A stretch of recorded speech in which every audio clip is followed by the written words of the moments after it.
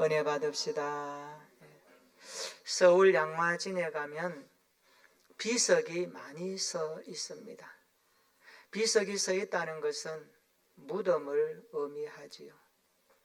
이 땅에 복음을 전하기 위해 1세기 전에 발을 들여 놓았다가 풍토병에 걸려 죽었거나 잘 적응하지 못해서 죽은 어린아이들의 무덤이 있습니다. 그리고 선교사 부부의 무덤도 있고 제 명대로 살지 못하고 일찍 세상을 떠난 젊은 분도 거기에 묻혀 있습니다.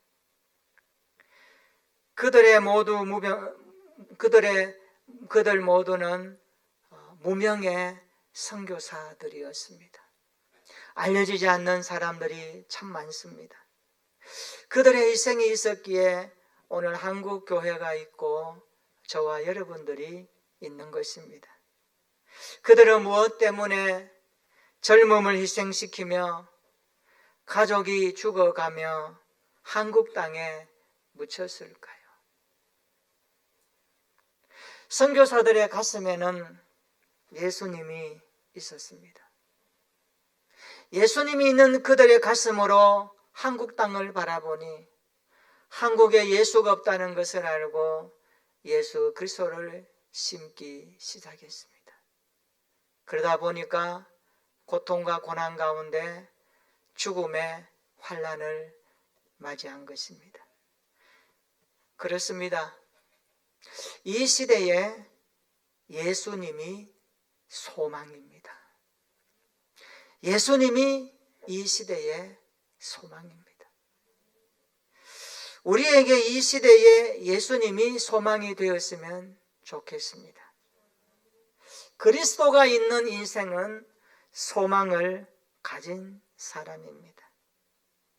오늘 예배 가운데 나의 소망은 분명히 예수님이라고 고백하는 시간이 되었으면 좋겠습니다. 우리가 이 시대에 줄 수 있는 것은 오직 예수 그리스도뿐입니다. 주님이 교회와 성도들에게 주신 것 세 가지가 있습니다. 첫째는 예수의 이름을 주셨습니다. 예수 그 이름 얼마나 영광스러운 이름입니까? 예수님은 십자가에 죽으시고 부활하신 주님이십니다. 하늘과 땅의 권세를 가지신 분이 예수 그리스도이십니다. 그 이름을 우리와 교회에 주셨습니다. 둘째로 성령의 권능을 주셨습니다. 오직 성령이 너희에게 임하시면 너희가 권능을 받고라고 말씀합니다. 성령은 분명히 우리에게 오셨고 우리 안에 계십니다. 이것을 믿는다면 성령의 권능이 우리 안에 임한 것입니다. 그런데 성령이 우리 안에 거하시는데 왜 그 능력을 볼 수 없을까요? 문제는 우리가 순종하지 않기 때문입니다. 그러나 우리가 순종하면 성령께서 우리를 통해 엄청난 일들을 행하실 것입니다. 세 번째로 주님이 교회와 성도들에게 하나님 나라의 꿈과 환상을 주셨습니다.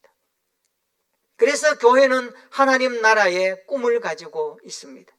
성도는 이 땅을 살면서 저 천국에 대한 소망을 가지고 살아갑니다. 오늘 바울은 이 소망을 마음에 품었습니다. 전도자 바울이 품었던 소망은 예수 그리스도였습니다. 그분이 다스리시고 그분이 우리에게 주신 그 나라를 바울은 품고 살았습니다. 바울은 이 소망을 가졌기에 이 소망이 없는 자에게 이 소망을 주고 싶었던 것입니다. 그래서 바울은 예수님 믿고 나서 이 소망을 전하기로 결심했던 것입니다. 사도행전 13장 44절로 52절에 보면 바울과 바나바가 비시디아 안디옥에서 복음을 전하다가 유대인들에게 쫓겨납니다. 그리고 다시 이고니온으로 가게 됩니다. 오늘 14장 1절로 7절은 이고니온에서 바울과 바나바가 복음 전도 활동을 소개하는 본문입니다. 1절 한번 읽어볼까요? 이렇게 본문이 시작됩니다. 다 같이 시작. 이에 이고니온에서 두 사도가 함께 유대인의 회당에 들어가 말하니 유대와 헬라의 허다한 무리가 믿더라. 아멘. 안독에서와 마찬가지로 바울과 바나바는 회당에서 복음을 전할 때에 허다한 사람들이 믿고 돌아왔습니다. 구원을 받았다는 것입니다. 그런데 그와 함께 복음을 방해하는 세력들도 만만치 않았습니다. 사탄의 역사가 강력했다는 겁니다. 어떻게 알 수 있습니까? 2절 한번 읽어볼까요? 2절입니다. 시작. 그러나 순종하지 아니하는 유대인들이 이방인들의 마음을 선동하여 형제들에게 악감을 품게 하거늘. 아멘. 믿지 아니하는 유대인들이 이방인들의 마음을 선동하여 악감을 품게 했다. 악한 감정을 품게 만들었습니다. 여기 나오는 형제들은 기독교로 개종한 자들을 가리킵니다. 악감을 품게 했다는 것은 학대하다는 뜻으로 신약성경에 이곳에만 쓰인 단어입니다. 유대인들은 이방인들을 선동하여 기독교인들을 핍박하는데 누구보다도 앞장섰다는 것을 볼 수가 있습니다. 바울과 바나바 앞에 복음을 반대하는 세력이 강하게 나타났다는 것을 오늘 2절에서 말씀하고 있습니다. 우리가요, 복음을 전하다가 보면 두 가지 반응하는 사람을 볼 수가 있습니다. 하나는 복음을 받아들이는 호의적인 태도를 보이는 반응이 있습니다. 또 한 분류는 악한 감정으로 대응하는 사람이 있습니다. 여러분, 전도한 사람들 아시겠지만 반드시 두 분류의 반응은 우리 앞에 펼쳐지는 그림입니다. 4절 한번 보세요. 그 시내에 무리가 나뉘어 유대인을 따르는 자도 있고 두 사도를 따르는 자도 있었다라고 말씀합니다. 복음을 듣고 유대인을 따르는 자도 있었고 두 사도를 따르는 자들도 있었습니다. 5절 한번 보세요. 이방인과 유대인과 그 관리들이 두 사도를 모욕합니다. 그걸로 끝나지 않습니다. 돌을 들어서 죽이려고까지 행동하고 있습니다. 여러분, 복음을 거부하는 행동이 굉장히 거칠다는 것을 아시죠? 복음을 거스르는 그들의 행동으로 반응합니다. 이것은 사도 바울과 바나바에 대해 노골적이고 공개적으로 핍박하기 시작했다는 말씀입니다. 6절 7절 한번 읽어볼까요? 다 같이 시작. 그들이 알고 도망하여 루가오니아의 두 성 루스드라와 더베와 그 근방으로 가서 거기서 복음을 전하니라. 아멘. 바울과 바나바는 복음을 방해하는 그들의 악한 계획을 눈치챘습니다. 알았습니다. 그래서 루스드라와 더베로 가서 거기서도 복음을 전했다라고 말씀합니다. 여러분, 7절에 복음을 전하니라 이 단어가 미완료 시제로 되어 있습니다. 한 번 복음을 전하고 끝나는 것이 아니라 복음을 전하는 일을 멈추지 않았다, 계속되었다라는 말씀의 뜻입니다. 여러분, 생명을 구하는 복음 사역은 멈출 수 없는 것입니다. 영혼을 구원하는 복음의 전도자는 이 사역을 멈추지 말아야 합니다. 복음을 전하는 일은 주님 모실 때까지 계속되어야 하는 것입니다. 이것을 인정하십니까? 우리가 복음을 전하는 것은 일회성으로 끝나지 않습니다. 주님 오실 때까지 멈추지 않고 계속되어야 하는 것입니다. 바울은 이 소망을 품었습니다. 바울은 전도자로서 예수 그리스도의 소망을 품었습니다. 예수 그리스도가 바울에게 소망이었습니다. 바울에게 예수 그리스도가 소망이었던 것처럼 저와 여러분들에게도 예수 그리스도가 소망이 되시기를 축원합니다. 시편 39편 7절에 나오는 시인처럼 우리도 이런 고백으로 하나님 앞에 나아갔으면 좋겠습니다. 주여, 내가 무엇을 바라리요? 따라서 합시다. 나의 소망은 주께 있나이다. 여러분이 가진 소망의 출처가 어디서 흘러나옵니까? 여러분이 가진 소망의 뿌리가 어디에서 기인하고 있습니까? 땅에 있습니까? 물질에 있습니까? 건강에 있습니까? 명예에 있습니까? 세상의 성공에 있습니까? 다 모든 것 잠깐뿐입니다. 우리의 소망은 진정한 소망이 되시는 예수 그리스도께 둘 수 있기를 축원합니다. 주여, 이제 내가 무엇을 바라리요?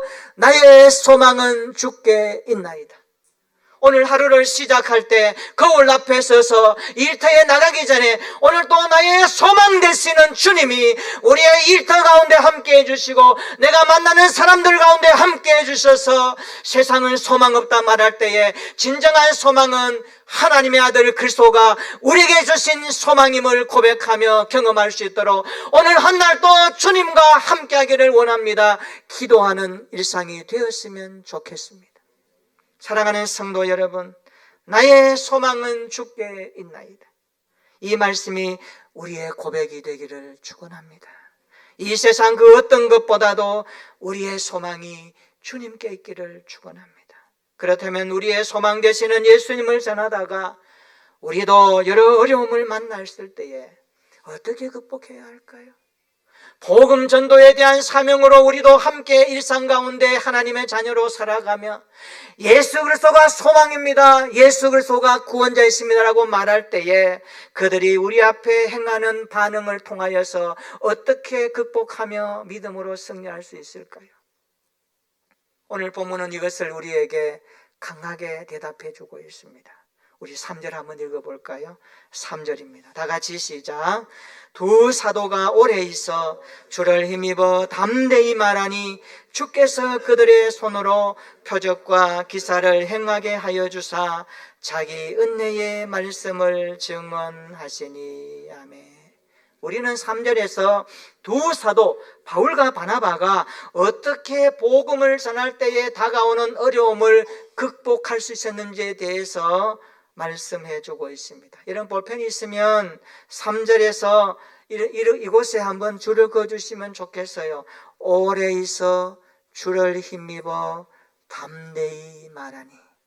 오래 있어 주를 힘입어 담대히 말하니. 첫째로 인내하면서 복음을 전하라는 말씀입니다. 우리가 소망 되신 예수 그리스도를 전할 때에 고난과 어려움과 장애물이 오더라도 인내하면서 복음을 전할 수 있기를 주님의 이름으로 축원합니다. 두 사도가 오래 있었다는 것은 인내하면서 복음을 전했다는 뜻입니다. 오랫동안 인내하면서 복음을 전한다는 것이 쉬운 일은 아닙니다. 바울과 바나바는 박해와 핍박이 다가와도 이고니온을 떠나지 않고 인내하면서 복음을 전했습니다. 시험이 다가와도 인내하면서 복음을 전했습니다. 우리가 복음을 전하는 현장에 시험과 핍박이 오더라도 인내하면서 복음을 전해야 하는 것입니다. 오늘 이 말씀을 여러분의 가슴에 품을 수 있기를 축원합니다. 나도 인내하면서 복음을 전해야지. 이 말씀이 우리의 말씀이 되었으면 좋겠습니다. 두 번째로 주를 힘입어 복음을 전해야 합니다. 바울과 바나바는 복음을 전할 때 사람의 힘을 의지하지 않았습니다. 어떤 자기의 계획과 자기의 경험을 의지하지 않았습니다. 주를 힘입어 복음을 전했습니다. 성령의 능력을 힘입어 복음을 전했다는 뜻입니다. 전도는 내 힘으로 하는 것이 아닙니다. 성령의 힘으로 전하는 것입니다. 우리도 전도할 때 성령의 힘으로 전할 수 있기를 축원합니다. 전도는 인간의 말이 아니라 하나님의 말씀을 전하는 시간입니다. 성령의 능력을 힘입어 전도해야 하는 것입니다. 세 번째로 담대하게 복음을 전해야 합니다. 우리가 주님의 능력을 힘입을 때 담대하게 전할 수 있습니다. 바울과 바나바는 주님의 능력을 힘입어 담대하게 전합니다. 왜요? 주님의 능력이 그 복음 전하는 현장에 함께 하시기 때문에 그렇습니다. 복음을 전하다가 힘들다고 겁먹고 소극적인 태도를 취해서는 안 된다는 말씀입니다. 담대하게 맞서야 합니다. 주님의 능력을 구해야 됩니다. 3절 한번 다시 보시기 바랍니다. 오랫동안 주를 힘입어 담대하게 복음을 전했더니 주께서 그들의 손으로 표적과 기사를 행하게 하셨다라고 말씀합니다. 무슨 말씀입니까? 주께서 구원의 능력을 일으키셨다라는 뜻입니다. 주께서 그 현장에, 복음 전도하는 현장에 구원의 능력을 행하셨다는 뜻입니다. 오늘 또 구원의 능력을 행하시는 주님을 찬양합니다. 구원의 능력을 행하시는 주님을 선포하는 우리의 믿음이 되었으면 좋겠습니다. 내가 가족 구원을 위해서, 친구를 위해서 남모르게 눈물을 흘리며 기도하는 그 현장에 주님의 능력을 힘입어, 내 말이 아니라 성령의 능력을 힘입어 기도하고 말할 때에 그곳에 임하시는 하나님의 능력의 구원의 역사가 그 전도하는 대상자의 마음에 어느 날 문득 생각으로 역사하시고, 어느 환경 가운데 하나님의 마음이 그 마음 가운데 들어가셔서 그들이 깨닫고 돌아오는 은혜가 우리의 현장 가운데 일어날 수 있기를 예수님의 이름으로 기도합니다. 우리가 여기서 기도하면, 우리가 여기서 하나님의 말씀을 붙들고 나가면 그곳에서 일하시는 하나님의 역사가 주의 손이 나타남으로 말하게 될 것입니다. 우리가 이것을 믿어야 합니다. 하나님은 시간과 공간을 초월하여 계십니다. 우리의 이성과 우리의 감정과 우리의 의지를 초월하여 계시는 분이 여호와 하나님이십니다. 그 하나님을 믿는다면 우리도 오늘 복음 전도자의 마음 가운데 임하셨던 하나님의 은혜, 이 힘을 가지고 우리는 말할 수 있어야 할 것입니다. 우리가 잘 아는 구약 성경의 창세기에 나오죠. 소돔과 고모라 성은 매우 악한 도성이었습니다. 얼마나 악했는지 모릅니다. 우화인지 야사인지는 모르겠지만 소돔성이 하나님의 심판을 받아 멸망을 앞두고 있을 때까지, 심지어 유황불이 떨어져 성이 망하는 그날까지 성문에 서서 날마다 하나님의 말씀을 외쳤던 어떤 노인이 있었다고 합니다. 어느 날 하나님의 말씀을 외치고 있는 이 노인에게 누군가 찾아가서 물었습니다. 할아버지, 아무리 할아버지가 외쳐도 사람들은 변하지 않는데 왜 날마다 쓸데없이 외치고 있습니까? 그 모습을 바라보았던 그가 궁금했던 모양입니다. 할아버지, 아무리 외쳐도 저 사람들은 변하지 않을 텐데 왜 쓸데없이 날마다 외치고 있습니까? 그때 할아버지가 이렇게 대답했다고 합니다. 나는 그들이 나를 변화시키지 못하도록 계속 외치고 있습니다. 나는 그들이 나를 변화시키지 못하도록 계속 외치고 있습니다. 외치고 있는 이상 나는 물들지 않는다는 뜻입니다. 내가 외치고 있는 이상 나는 소돔 사람이 되지 않는다는 말씀입니다. 그러나 내가 입 다물고 있으면 자신도 모르게 세상과 동화되고 세상을 닮아가게 된다는 메시지 아닙니까? 우리도 말해야 합니다. 우리도 외쳐야 합니다. 우리도 예수 그리스도가 구원자요 우리 인생의 소망이라고 말해야 하는 것입니다. 여러분, 2024년도 사역계획표를 보면 3월부터 매주 목요일에 전도하는 날로 정해놓았습니다. 아마 다음 주부터 시작할 것입니다. 교회를 날리고 예수님을 전하는 전도하는 날입니다. 올해 실천 목표처럼 우리가 전도할 때에 주의 손이 그 현장에 함께 하실 것입니다. 주님의 놀라운 일들이 우리 앞에 펼쳐질 것입니다. 이것을 여러분이 믿음으로 기대하셔야 합니다. 믿음은 믿고 끝나는 것이 아닙니다. 내가 믿는 그 주님이 어떻게 일할 것인가를 믿음으로 기대하는 것입니다. 따라서 합시다. 믿음은 믿고 기대하는 것이다. 여러분이 기대하는 것만큼, 여러분의 믿음의 분량에 기대하는 분량이 많은 것만큼 하나님은 크게 역사하실 것입니다. 여러분은 기대하지 않으면 하나님도 여러분에게 일하지 않습니다. 우리 하나님은 전능하신 하나님이십니다. 인격적이신 하나님이십니다. 우리 주님의 일하심을 기대하시기를 축원합니다. 우리가 하나님의 말씀을 붙들고 나갈 때 전도자 바울이 품었던 예수님을 우리도 품어야 합니다. 전도는 내가 사는 길이고 교회가 사는 길입니다. 그래서 평생 예수님을 노래하고 예수님을 자랑하고 예수님을 노래하고 소망해야 합니다. 그 이름 예수가 가장 귀하고 그 이름 예수가 소망이고 그 이름 예수를 통하여 구원이 임한다는 사실을 세상 사람들에게 선포하고 선언하며 나의 고백으로 자랑할 수 있는 성도가 되어야 하는 것입니다. 교회 안에서만 말하기 좋아하는데 교회 밖에서는 영적인 부분들이 말하지 못한다. 그것은 영적 벙어리입니다. 반쪽 그리스도인입니다. 좀 더 심하게 말할까요? 한쪽은 구원받았는데 한쪽은 지옥 갑니다. 인생이 얼마나 비참합니까? 하나님은 그런 사람 천국에 들어오지 못하게 하십니다. 우리가 구원받았으면 구원의 삶을 이어가는 이 세상 가운데 무엇이 구원받은 자의 소망인가를 말해줘야 되지 않겠습니까? 오늘 새봄과 함께 올 한 해 펼쳐질 하나님의 손이 함께한다라고 하는 이 약속의 말씀을 붙들고 기도하면 끝이 아닙니다. 기도한 만큼 기대하고 기대한 만큼 나가서 하나님이 일하실 것을 볼 때에 우리의 믿음이 더욱더 자라가는 것입니다. 저와 여러분들이 평생 주님을 노래하고 주님을 말하고 주님을 소망하는 믿음의 사람이 되었으면 좋겠습니다.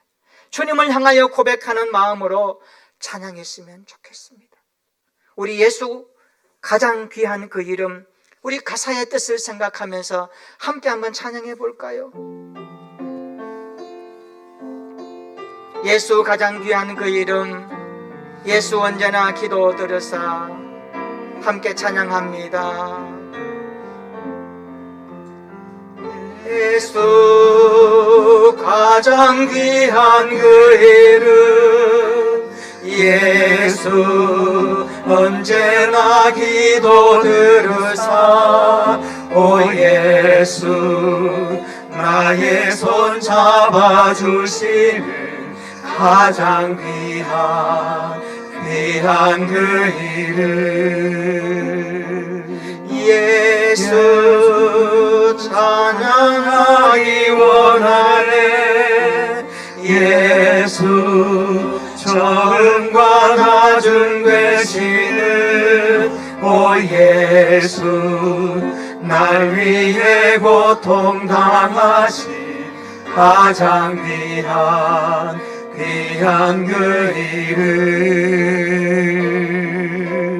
예수 왕의 왕이 되신 주 예수 당신의 끝없는 사랑 오 예수 목소리 높여 찬양해 가장 한 번 더 찬양할까요? 예수 가장 귀한 그 이름 예수 가장 귀한 그 이름 예수 언제나 기도 들으사 오 예수 나의 손 잡아주시는 가장 귀한 우리 3절 예수 왕의 왕이 되신 주 예수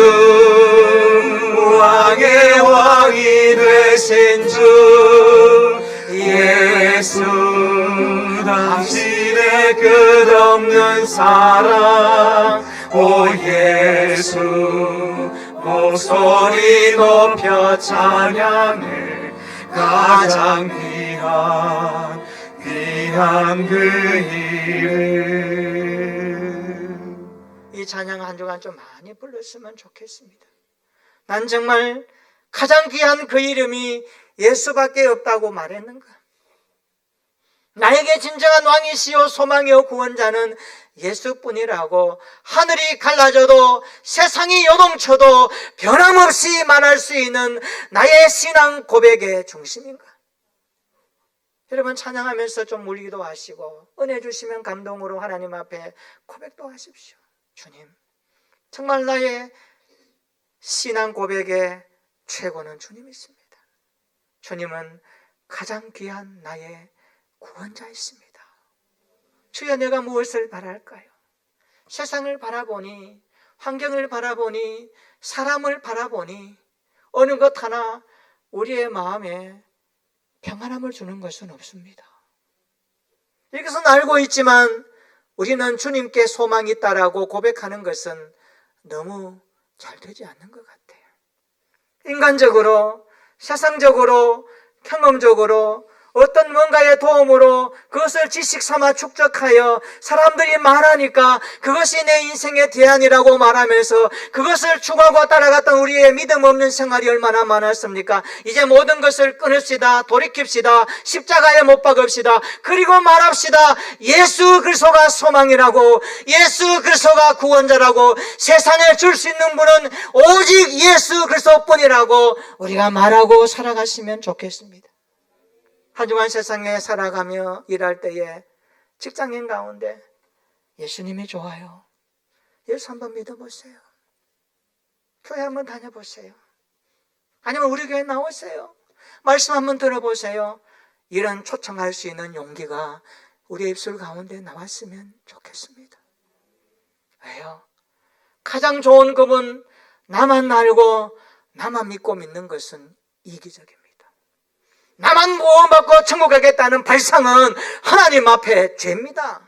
왜요? 모르는 자들에게 알려줘야 되지요. 성경은 지옥이 어떤 것인지 말합니다. 지옥도 영원히 삽니다. 죽지 않고 고통 가운데 불구덩이 속에 살아갑니다. 여러분, 자녀와 친구들과 이웃들이 그곳에 가서 살게 하시렵니까? 우리는 아는데, 나는 알고 있는데 왜 그것을 말하지 않습니까? 책임 회피입니다. 어무불행입니다. 이게 기독교 신앙인들의 모습입니다. 오늘 우리는 이것을 알아야 됩니다. 예수 그리스도가 가장 귀한 분입니다. 그분을 만나면, 그분을 영접하면 나도 존귀하고 귀한 사람으로 올라갑니다. 이게 신분 상승입니다. 이것이 신분의 변화입니다. 하나님의 자녀 되는 거죠. 이 은혜가 우리로부터, 우리의 가정들로부터, 우리의 자녀들로부터 흘러갈 수 있는 우리의 일상이 되었으면 좋겠습니다. 사랑하는 성도 여러분, 예수님이 소망입니다. 전도는 모든 인생이 주님을 앞에 모셔야 한다고 힘을 다하여 선포하는 것입니다. 주님의 능력을 힘입어 말하는 것입니다. 어려움이 와도 인내하면서 전하는 것입니다. 그 삶을 하나님이 우리에게 주셨습니다. 박해와 시험과 핍박이 다가와도 인내하면서 복음을 전합시다. 주를 힘입어 복음을 전합시다. 담대하게 복음을 전합시다. 우리 결단하는 마음을 한번 따라해 볼까요? 인내하면서 주를 힘입어 담대하게 복음을 전하겠습니다. 이 입술의 고백이 삶으로 따라오는 한 주간이 되시기를 주의 이름으로 축원합니다. 아멘. 우리 한번 기도하겠습니다.